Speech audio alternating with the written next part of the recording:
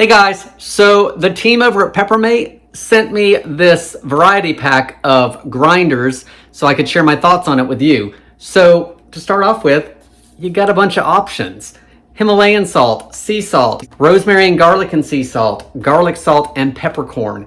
So there's items in here that you can use daily when you're preparing a meal. Freshly ground peppercorns are so much better than pre-ground if you have them available.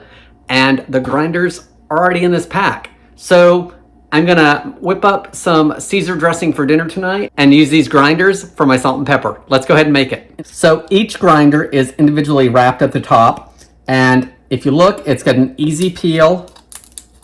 You just grip it and it opens right up. Then you can pop the lid off, grinders right there.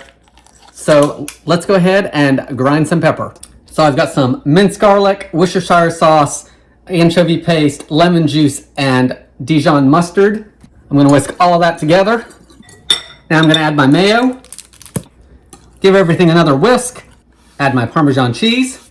Before you start grinding, you need to take off that lid, and it's got a seal in there. So then we can put that back on.